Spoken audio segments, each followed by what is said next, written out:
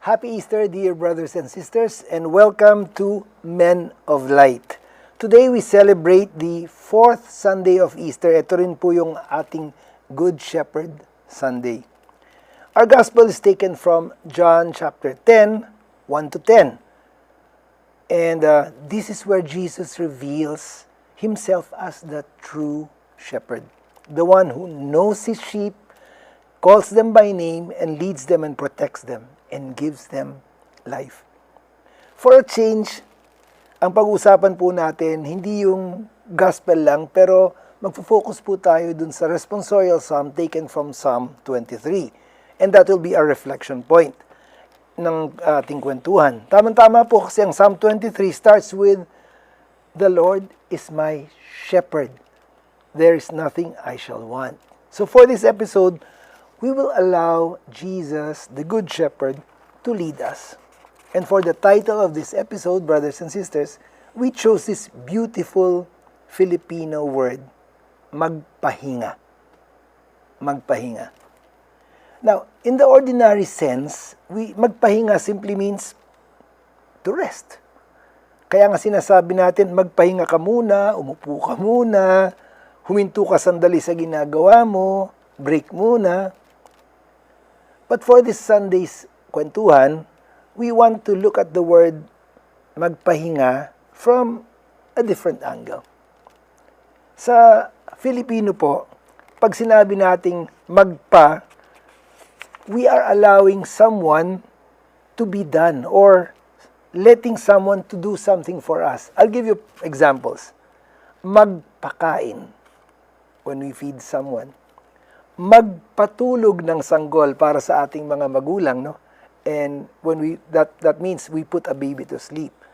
Magpagupit, when we let someone cut our hair. Magpapasok, when we let someone enter. And magpalinis, when we ask someone to have something cleaned for us. When we put the word magpa, tapos idugtong natin dun sa hinga, and we put them together, something deeper emerges. Magpahinga is no longer just about stopping to rest. Rather, it becomes a spiritual invitation for us in this Good Shepherd Sunday. Magpahinga. To let yourself be breathed upon by God. Hayaan mong hingahan ka ng Diyos. Much like when He breathed life into Adam in the book of Genesis. Now, alam po namin na marami ang makaka-relate dito. Marami kasi sa atin ang hindi lang basta pagod o ang katawan, meron pong pagod ang puso, pagod ang isip, or pagod ang kaluluwa. Oo, humihinga pa pero hirap na. Kumikilos pa pero halos hindi na makagalaw. And maybe that is why the image of Jesus as the Good Shepherd feels so consoling and comforting for us. Because the Good Shepherd is someone who walks ahead of us, calls us, guides us, protects us, stays with us, and also the one who restores us. So together, let us reflect on magpahinga as a Psalm 23 journey.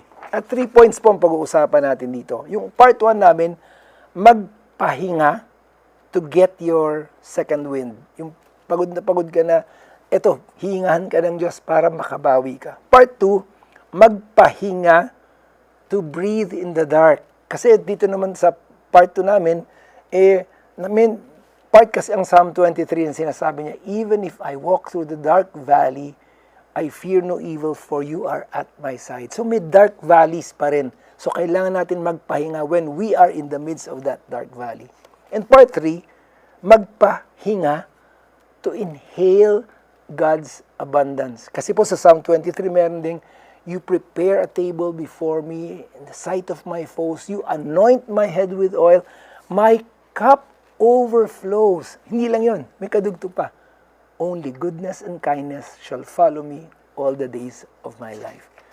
Yun yung promise ng part 3. And that connects beautifully in part 3 na yun dun sa promise ni Jesus, I came so that they might have life and have it more abundantly.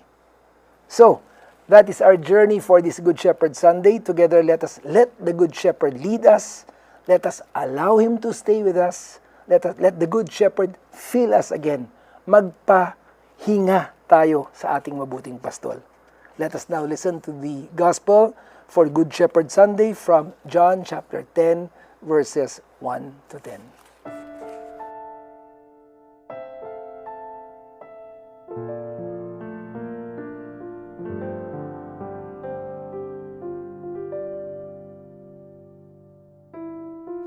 Pagbasa mula sa Ebanghelyo ayon kay San Juan. Noong panahong iyon, sinabi ni Jesus, "Tandaan ninyo ito, ang pumapasok sa kulungan ng mga tupa nang hindi sa pinto nagdaraan ay magnanakaw at tulisan. Ngunit ang nagdaraan sa pintuan ay siyang pastol ng mga tupa. Pinapapasok siya ng bantay pinto at pinakikinggan ng mga tupa ang kaniyang tinig. Tinatawag niya ang kanilang mga tupa sa kani-kanilang pangalan at inilalabas sa kulungan. Kapag nailabas na, siya'y nangunguna sa kanila at sumusunod naman ang mga tupa sapagkat nakikilala nila ang kaniyang tinig.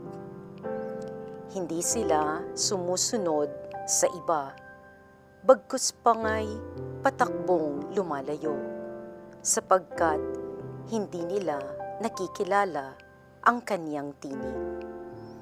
Sinabi ni Jesus ang talinhagang ito, ngunit hindi nila naunawaan ang ibig niyang sabihin. Kaya't muling sinabi ni Jesus, "Tandaan ninyo, ako ang pintuang dinaraanan ng mga tupa. Ang mga nauna sa akin ay mga magnanakaw at mga tulisan. Ngunit hindi sila pinakinggan ng mga tupa. Ako ang pintuan. Ang sinumang pumapasok sa pamamagitan ko'y maliligtas. Papasok siya't lalabas at makatatagpo ng pastulan.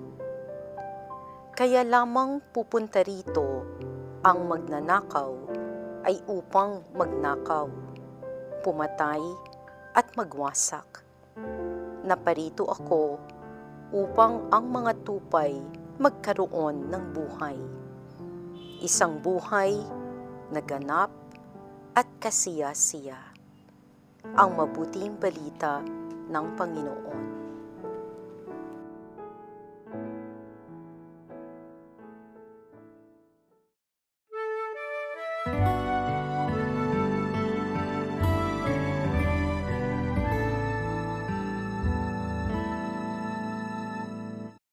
We welcome you once more to this Good Shepherd Sunday episode of Men of Light. Ako po si Bong Roque, kasama nyo. Hindi po ito hindi ito online Zoom taping.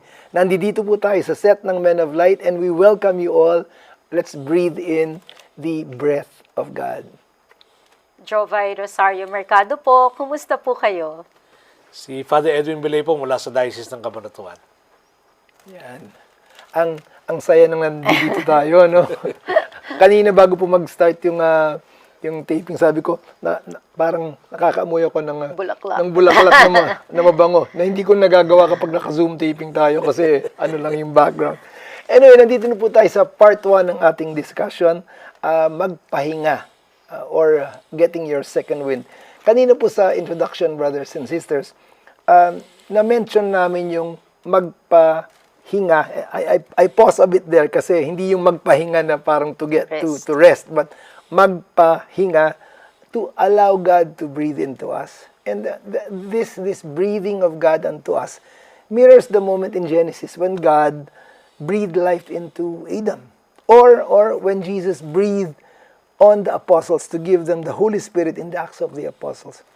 Dito po sa part 1, we will reflect on the image of verdant pastures or sariwang pastulan where the Good Shepherd invites us. Now, nung pandemic, naalala ko to, Judge and Father Edwin, lahat tayo naghahanap tayo ng open space. Di ba? So, ganun ko na-imagine yung verdant pastures. For me, parang verdant pastures symbolize oxygen and life. Yung the Good Shepherd brings us to a place where the air is thick and thick with His grace, by the Yes. way, no? So, magpahinga is to inhale the freshness of His promise while the world feels suffocating. Parang naalala ko po yung sa mga athletes, Yeah. 'di ba? Pag naglalaro sila tapos all of a sudden they hit a wall. Parang 'di ba period of distress 'yon no sa isang athlete para bang parang wala na akong may bigay. Parang nangangailangan na ako ng second wind. Second Yun ang wind, yeah. sinasabi nila. So yung second wind, yun yung parang nai-imagine ko na sudden burst of energy that will you to go on, 'di ba? Yeah. Parang na-imagine mo kung parang nalanta ka na, tapos yung Panginoon will breathe into you beautiful. for a second wind. Ganda, ganda. Ako po may asthma. Okay. Literally. So, alam ko yung parang shortness of breath, no? Alam ko yung parang kinakapos ka. So, yung iba may emphysema, mas malala daw yun. No? Kaya ako, meron akong oxygen sa kwarto ko eh. Pero hindi naman, hindi ko naman lagi nagagamit. So, okay naman sa akin yung puff, no? Pero siguro ito yung ibig mong sabihin na kapag kinakapos tayo, dapat talaga alam natin kung saan tayo kukuha ng tulong, no? Oxygen. At palagi ko ito yung parang ginagawa din, sabi mo nga, humahanap ng sariwang pastulan at saka malinis na batis yung pastol eh. Yeah. Para sa kapwan. Sa akin nga, yung pastol kasi, sa pagsama niya sa kawan, siya yung mas hirap eh. Bakit? Kasi ala siyang balahibo So, yung init, diretso sa balat. Yung lamig, kahit na meron siguro siyang sapin, tumatagos yun sa balat niya. Yung tupa tsaka yung kambing, makakapal yung thick balat eh, thick eh. So, siya talaga yung ramdam niya, yung init, ramdam niya yung lamig. Pero kailangan niyang tiisin lahat yon para sa kawan. So, yung sabi ko nga, hindi lang siya, yung sakripisyo na yon dahil hindi siya hayop tulad nung kanyang pinapastulan, ay isa ng talagang kahangahangang katangian niya bilang pastol, yung pagiging mabuti niya. Galing, galing. Pero despite that, sabi nga ni Father Edwin, wala siyang thick wool yung sa sa sheep, no? At lahat yung tinitiis niya for the sheep. For the sheep. For the sheep, palaging ganun. Yung kanina naman, Father Edwin, na image ni Judge Jovay kanina, sabi niya parang marathon, di ba? Naalala ko, in between, at certain stops, may yung pag nag-marathon kami, nagbibigay ng tubig eh.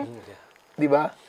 Yun naman, parang, doon mo nakukuha yung second wind mo, pag inom mo, ganun yung image ko naman sa Diyos, parang, Lord, nanghihina na ako, Lord, nakakapagod na to, yung gano'n, di ba? But si Lord, being the good shepherd na dinescribe ni Father Edwin, is always ready to give you that a glass of water probably, or something that would energize you, no? Yun ang, ngayong sinabi mo yun, Attorney Bong, naalala ko po tuloy, nung grade school kami, tsaka high school, mahilig kaming pumunta sa mga ibang bayan, pupunta sa mga fiesta, makikipag-procession. Tsaka, pag ngayong katatapos lang ng Holy Week, palagi po, may mga sa tabi ng mga bahay, merong nakahandang mga tubig or anumang inumin. Oo, kasi alam nila na mainit, pinagpapawisan ka, kailangan mo ng tubig dahil hindi naman uso nung unang panahon yung may mineral water kang dala eh. Or jug eh. Hindi naman uso yun, walang mga Stanley nun. So talagang yung out of the goodness of their heart, para bang yung generosity nila, nadadagdagan ba yung nabi-breathe in mo? Hindi lang yung water itself, parang binigyan ka ng energy nung kabaitan nilang binigay sa iyo. Isa pa sa kanina, asthma, emphysema.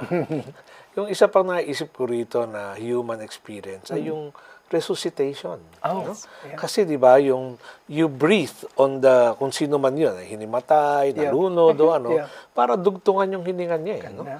At ika nga yung pagbibigay ng hininga na iyon ay nabubuhay eh. Yung nabubuhay yung Yes. tao. Galing sa iyo, parang binubuhay mo siya. Yung hininga mo dinudugtong mo sa Ganda. kanya.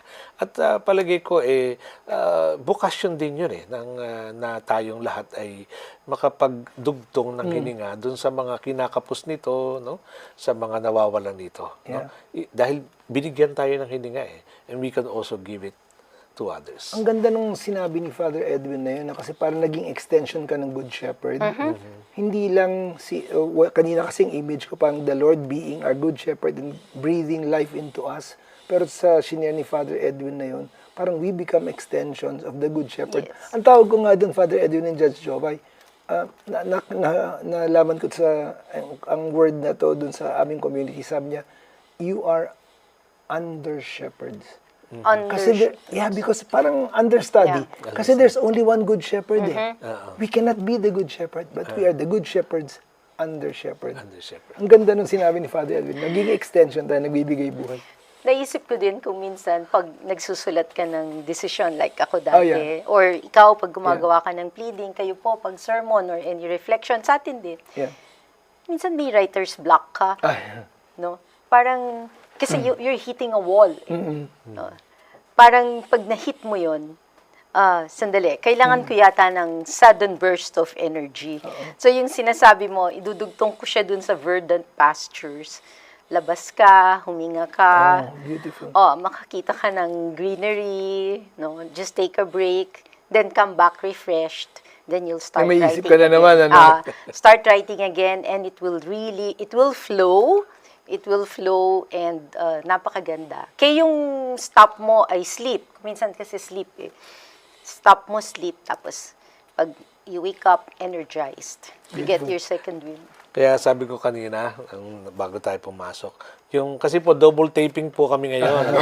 Kanina po, sabi ko sa kanila, yung una taping, ito po hearing. Kasi po, nagkasama kaming judge, attorney po, ako po yung accused. Kailangan ko po ng tulong nyo, ng inyong brief. That's beautiful. If we experience green pastures and restful waters in our lives, yun yung part 1 natin, no? But the truth is, we also have what Psalm 23 describes as dark valleys. Dito po sa part 2 natin, pagkatapos ng green pastures and restful waters, we will discover why we need not fear these dark valleys for as long as the Good Shepherd is with us. Pabalik po kami sa Men of Light.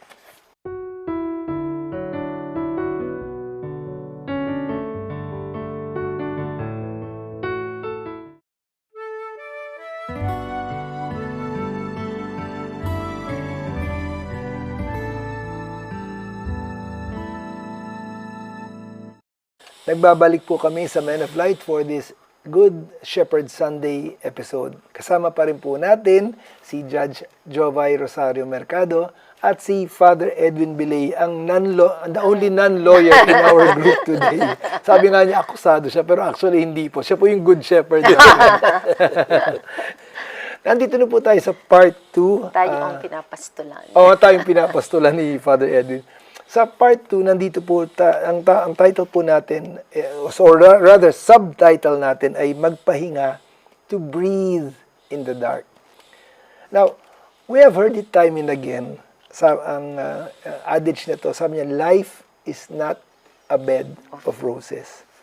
If we translate that to the imagery of Psalm 23, it's like saying that life is not all about green pastures and restful waters. Kaya nga sa Psalm 23, meron din siyang, even though I walk in the dark valley, I fear no evil, for you are at my side. But, nandun yung phrase na, dark valley. How does this relate to us, you might ask? Now, some of us are going through rough or challenging times. And a number of us, perhaps, kanina ang dami binabanggit na sakit ni Among Edwin, mga emphysema, etc., etc. Probably you receive medical report and doesn't look good.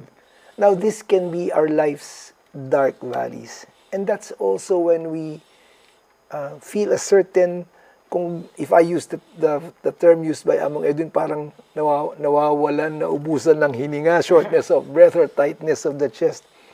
But may good news po dito. No? Hindi lang all dark valleys. The Good Shepherd assures us that even though you walk in dark valley, I will be at your side to give you courage. Natuwa ko dun sa subtitle na binigay mo, Attorney Bong, yung breathing in the dark. Kasi yung breathing in the dark, phrase yan na ginagamit sa music at sa literature. Sa psychology, ginagamit din siya. Para siyang nagre-represent ng peace. It's finding peace in the midst of emotional pain, in the midst of uncertainty, in the midst of fear.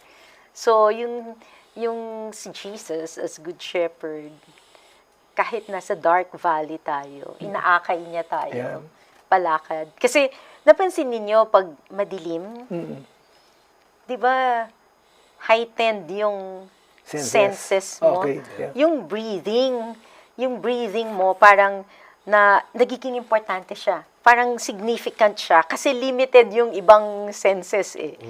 So, parang to survive that darkness, kailangan mag-relax ka. Mag-breathe in ka and out. In and out. Tapos, before you know it, nalampasan mo na yung dark valley mo. Yung siguro breathing in the dark, yung sa sa side ng pastol mismo. No? Dito kasi pinapag-usapan natin Psalm 23, which is really the center of the Good Shepherd. Pero doon sa gospel natin, siya yung sheep gate naman. Ano? Bakit siya sheep gate? Kasi yung mga pinapastolan niya, yung kawan, lalo na sa gabi yan, yung mga pastol, nilalagay yan sa kuweba sa kuweba. Kasi ito desert eh. So, o kaya gumagawa sila ng makeshift na koral. Pinagpapatong-patong lang kung ano yung pwede na. Tapos, yung pastol nandun sa gate. Doon sa opening. This is the sheep gate. So, bakit siya nandun? Kasi ayaw niyang may lumabas na kawan na tupa. Kasi pagka lumabas yun, may hirapan. Kaya nga may lost sheep eh. Kaya doon siya para walang makalabas. Ngayon, nandun din siya para walang makapasok. Kasi na intruder naman. May hinahanap. Kasi paborito ng mga wolves ang karne ng tupa eh. So, maaari silang pasukin doon sa koral. Kaya andun siya para alam niya. At hindi lang yun. May mga namumulutan na mga thieves. No? Gusto rin nila yun eh. Yung karne ng tupa. So, pwedeng nakawin yung tupa. So, siya talaga yung pinto. Walang makakalabas, walang makakapasok. At sabi ko nga, kung delikado sa thieves at saka sa wild animals itong tupa, siya delikado rin. Kasi pwede siyang silain ng wolves, siyang atakihin ng mga thieves, no? Right. So, he's there in the dark, no? Protecting still, no? The sheep, no? Yun yung kaya siya sheep gate. Dadaan sa kanya lahat. At sabi nga kay Bishop Pambok, kay Father De yun. Kaya meron tayong kasabihan na over my dead body. Yeah. Yes. Doon galing I yun. think si Father De. Kayo ay dadaan kayo sa bangkay kung may bala kayo sa tupa ko. No? Doon galing yun, kaya yung sheep gate. Ang ganda naman nun, yung sinasabi mo, Father Edwin, hindi lang yung baka may makalabas na tupa, hindi rin i-allow ng sheep gate na may makakapasok na intruder. Either magnanakaw yan or... But tama ba ako sa sinabi mo, Father Edwin? Baka lang po nagkamali ako. Jesus is both the sheep gate and the shepherd. Yeah. Siya yun. Wow. So, double role pala siya dun. He not only guides it, he also protects. Yeah, protects. Dun sa dark valleys na yan. Yes. Napaka, nai-imagine ko kasi yung sinasabi ni Father Edwin. Parang wala siyang pahinga. Yeah. Hindi siya pwedeng tumalikod. Alam mo yan, yung para bang kung pwede lang meron kang mata sa likod ng, sa likod ng ulo mo. Kasi, yung multifaceted role ng shepherd, nagiging sheep gauge. Yeah. Tapos nagiging shepherd siya at the same time. Tapos, ano pa po nun? Gabi yun eh. Kaya gabi. In the morning, Same. parang hindi siya matutulog talaga. Yeah. Yung image na yun, Judge, sinasabi mo doon as a follow-up to Father Edwin's, ang naisip ko doon, how close the sheep gate or the shepherd is to the sheep. Meron kasing Father Edwin and Judge, meron kasing kasabihan na parang you know someone is close by when you feel the breath of the person. And that is how close the shepherd is to the sheep. Sa pagbabantay, from intruders, from na tipong feeling ko malalaman nung shepherd na nandito yung tagapagtanggol ko, nandito yung shepherd ko, nandito maglilid sa akin kasi nararamdaman ko hininga. Hindi lang yun, Attorney Bong. When I was, si Kardinal Tagle ang homilis ko ng ordination Okay. ko. At itong Good Shepherd ang isa sa binigyan niya ng pansin. Sabi niya, Edwin, hindi ka lang magiging pare, magiging pastol ka, ha? Wow. At dapat kaamoy mo yung tupa mo. Sabi niya, wag mangyayari na yung mga tupay amoy anghit, tapos ikaw amoy kadyuban. No?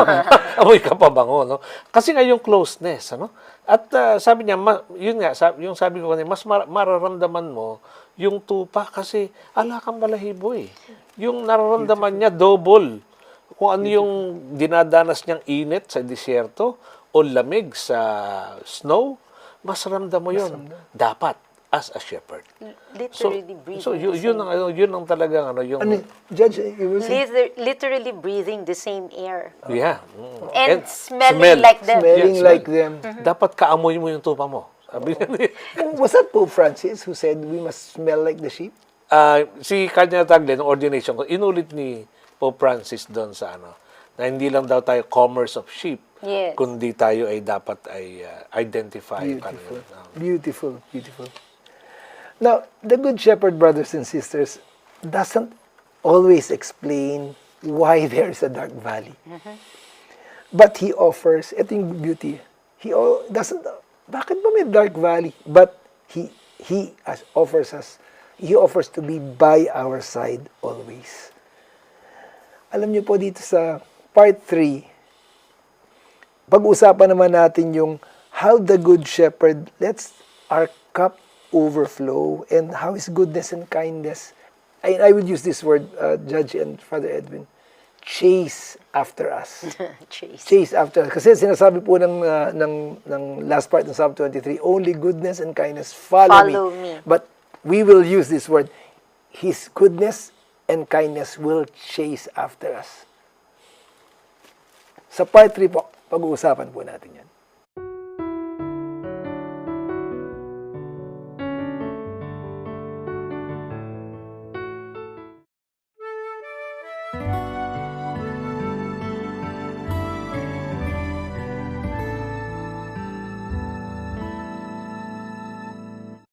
Nagbabalik po kami sa Men of Light para sa ating Good Shepherd Sunday episode. Kasama pa rin po natin si Judge Jovay Rosario Mercado at ang ating Good Shepherd. Ayan, hindi na akusado Good Shepherd. si Father Edwin Bilay po. Dito po sa part 3 namin, ang subtitle namin is Magpahinga, Inhaling God's Abundance. No? In this part 3 of our Men of Light reflection, we move from kanina sa part 2 namin nila Judge sa kanila Father Edwin, from the dark valley of part 2 to, ang tawag ko dito, banquet hall. Banquet hall.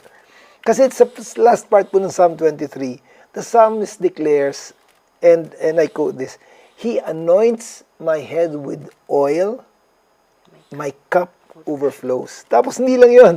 He also makes these positive declarations. And I like this declaration. Only goodness and kindness will follow me all the days of my life. You know, kapag tayo ay magpapahinga sa mabuting pastol, we allow God's breath to fill us. But not only fill us until we're brimming with life. I like this, Father Edwin and Judge Jovay, sabi ko, God not only allows His grace to flow over to us, He allows His grace to overflow from us. Ganong klaseng hindi lang flow over but overflow. And ito pa yung dugtong kasi na nabanggit ko rin kanina, hindi lang goodness and kindness, Judge and Father Edwin. He anoints my head with oil, sabi niya. Kanina before the taping, may sinasabi si Brother Joy Basat, sinasabi niya about the oil. Di ba? Yes. It's like He's soothing the dry places in us when He puts oil on us. We aren't just letting Him breathe on us, we are letting Him soften whatever is dry in us, probably the dryness in our life. Napakaganda. So, since we're at it, ako naman, ang nai-imagine ko, kanina kasi, di ba, breathing in the dark. Yeah.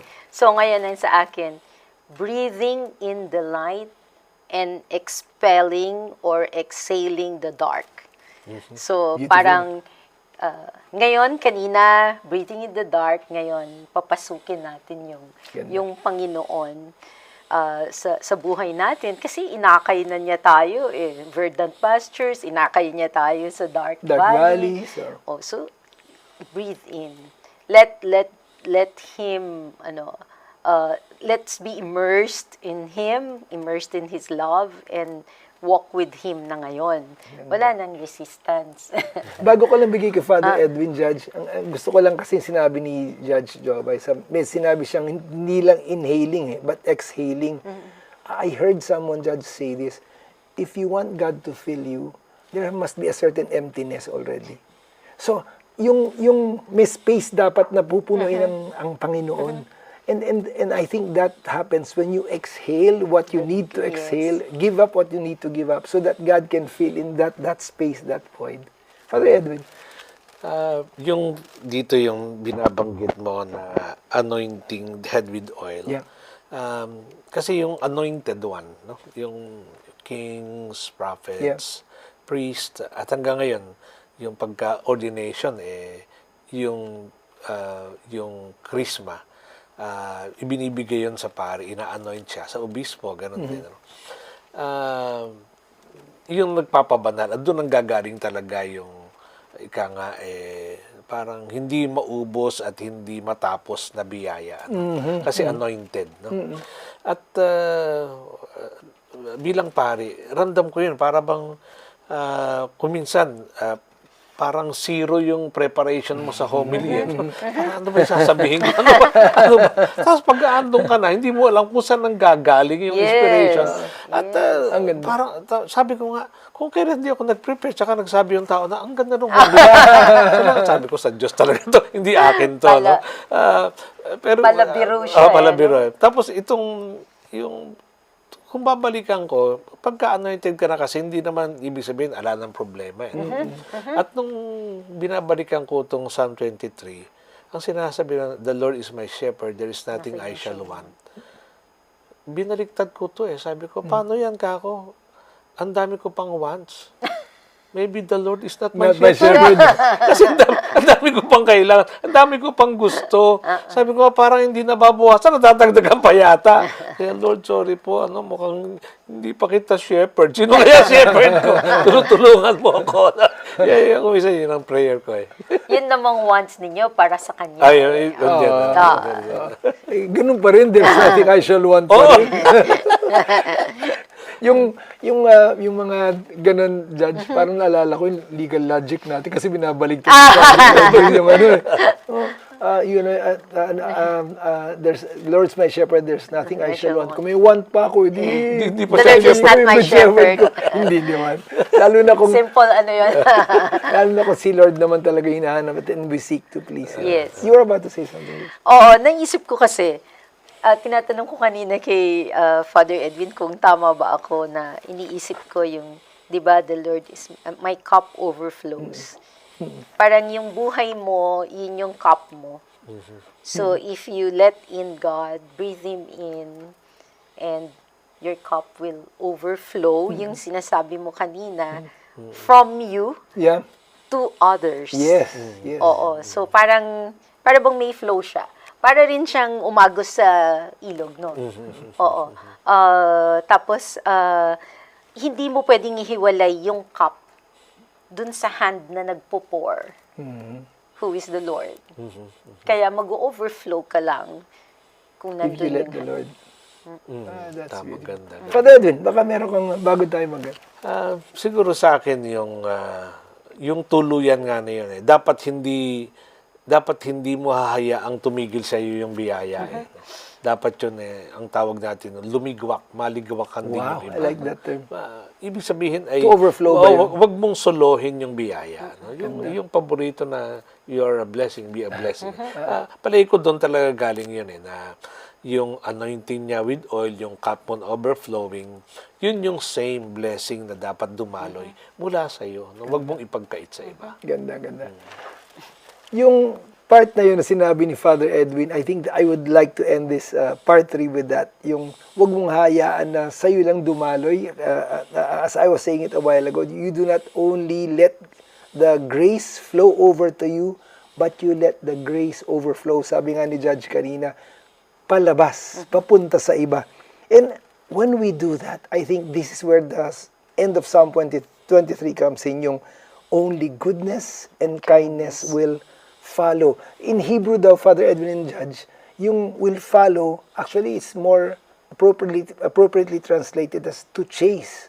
Ikaw yung hahabulin. So from this moment on, when you let that grace overflow, you aren't actually running away from the problems. You are being pursued by the goodness and kindness of the Lord. And the promise is all the days Of of your your life. Babalik po kami sa Good Shepherd Sunday episode.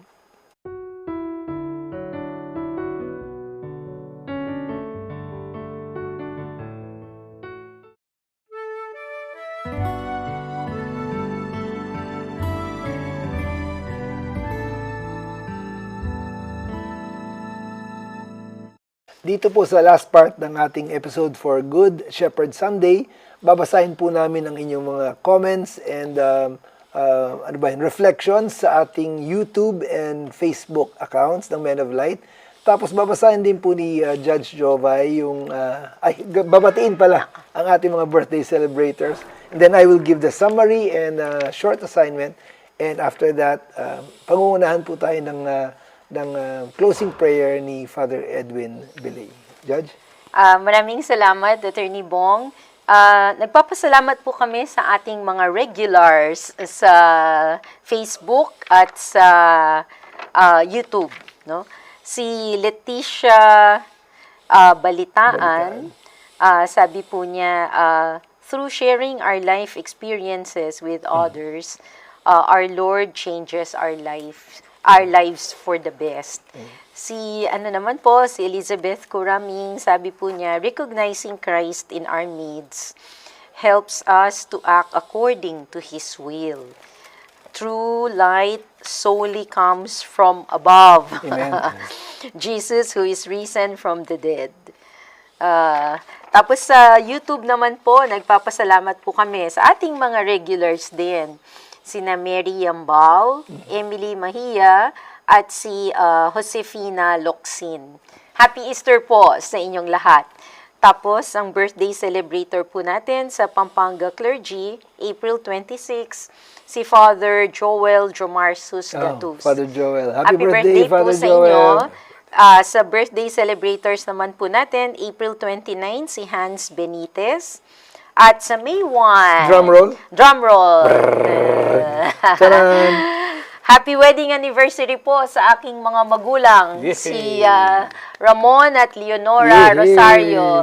Happy anniversary, Daddy and Mommy. I Pangilan? love you.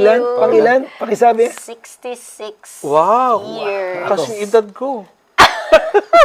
Kasi edad yung marriage Wedding yun, nila. ha? Grabe. Happy anniversary. Happy anniversary po, Ma and Tang. Bago ko po bigay yung ating summary and assignment, gusto ko lang pong invite muna yung ating mga nanonood nakikinig sa Men of Light. Meron po kami ni Judge Jovay and dito sa Men of Light. Meron po kaming Daylight, baka hindi nyo po alam. Ito po yung daily Men of Light reflections na binibigay namin, sinusulat namin mga lay. Everyday po yan. So yung Monday to Saturday, Daylight. Yung Sunday, ito po yung pinapanood niya na Men of Light. Now, we encourage you to visit our Facebook page kasi dun po pinopost at 10 o'clock in the evening of the previous day. Mababasa nyo na yung gospel reflection namin for the next day. So, maaga po namin pinopost yan. Samahan niyo po kami and feel free to comment. You are part of our, how do I call it? Community, parish, extended parish, and this is a borderless community. So, samahan niyo po kami. You are always welcome sa Men of Light at sa Daylight. Now, for our summary, magpahinga. Yan. Medyo tumitigil ako ng magpahinga. It is an invitation to let the Good Shepherd restore us when we are exhausted, to stay with us when life turns dark, kagaya ng dark valleys na sinasabi namin, and an invitation also for the Good Shepherd to fill us again with His goodness and kindness when we have been living too long on empty. Let us allow the breath of God to breathe on us. Like in Genesis, when God breathed into man, God's breath will restore life unto us. Promise yan. And like in the Pentecost experience, God's breath will also animate the Holy Spirit which is in us.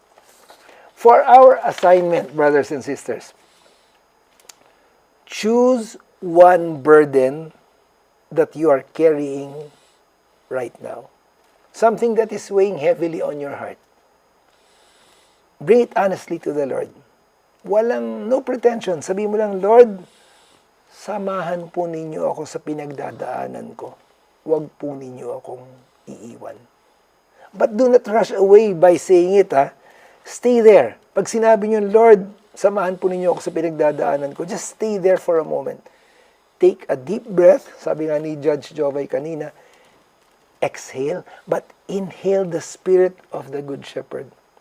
Let His peace enter your heart. Let His presence assure you that He remains with you. Magpahinga sa presensya ng mabuting pastol. We now ask Father Edwin to lead us into the final prayer. Muli po nating ilagay ang ating mga sarili sa piling ng Diyos.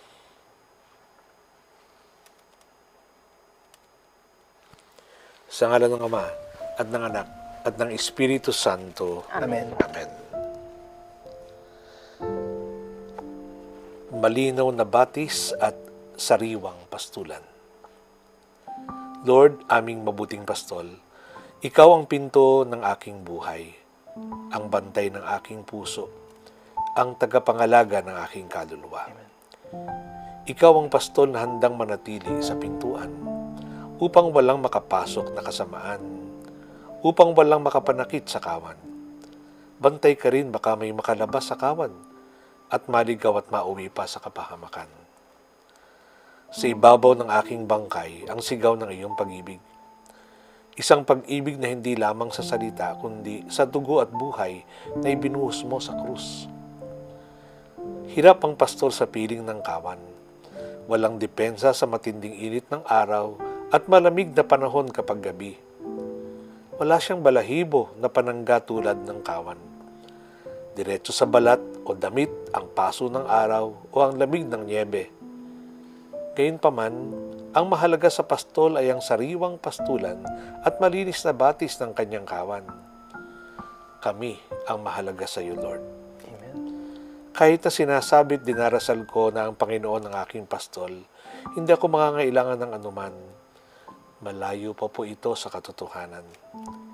Ang dami ko pa po kasing gusto at kailangan. Nadadagdagan pa yata kaysa nababawasan. Kaya marahil, hindi pa po ang Panginoon ang aking pastol. Sorry po. Turuan mo po akong huminto, tumingin sa iyo at alalahanin ang halaga ng iyong sakripisyo. Bigyan mo ako ng pusong marunong makinig, taingang kumikilala sa iyong tinig, at lakas ng loob na manatili sa iyong kawan. Hindi dahil sa takot, kundi dahil sa pag-ibig. Lord, inaalala ko rin ang mga pastol sa aming panahon. Mga taong handang iyalay ang kanilang sarili para sa kapwa. ang aming Santo Papa, mga obispo at mga pari, ang mga kasamahan ko rito sa Men of Light. Sa kanilang katahimikan at sakripisyo, nakikita kita. Tulungan mo akong maging tulad nila kahit sa maliit na paraan. Maging bantay ng kabutihan, tagapangalaga ng kapwa at saksi ng iyong pag-ibig. At kung darating ang sandali na ako'y matutokso na muling lumabas at humiwalay sa kawan, paalalahanan mo ako, Panginoon, na ang pintuan, ikaw yon, ay hindi lamang bukas, ito ay may bakas ng iyong pag-aalay. Hingahan mo kami ng iyong nagbibigay buhay na Espiritu upang kami man ay makapagpastol sa aming kapwa. Amen. Magdugtong ng hininga sa mga kinakapos nito sa pamamagitan ng aming buhay at halimbawa. Amen. Hatakin mo akong pabalik, Lord, upang sumunod at piliing manatili sa piling mo, kabilang sa iyong kawan. Sa buhay na patuloy mong iniaalay bilang aming mabuting pastol. Amen. Amen.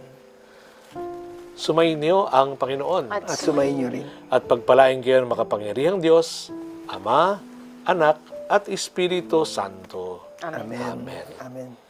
Maraming salamat, Father Edwin, sa dasal. Parang yakap ng Good Shepherd. Yes. Salamat po. That's how I felt while you were praying. Parang niyayakap ng parang I feel His breath just close by. Parang malapit na malapit. Thank Praise you. God. Judge Chobay, always a pleasure and a blessing to have you here. So, dito po nagtatapos ang ating episode for the Good Shepherd Sunday. Ito po si Bong Roque, huwag niyo pong kalilimutan. The Good Shepherd blesses you, but, Dugtong, you are also a blessing. Jovay Rosario Mercado po, exhale the dark and breathe in the light. Amen. Si Father Edwin Bilay po, Pasko ng Pagkabuhay, mabuhay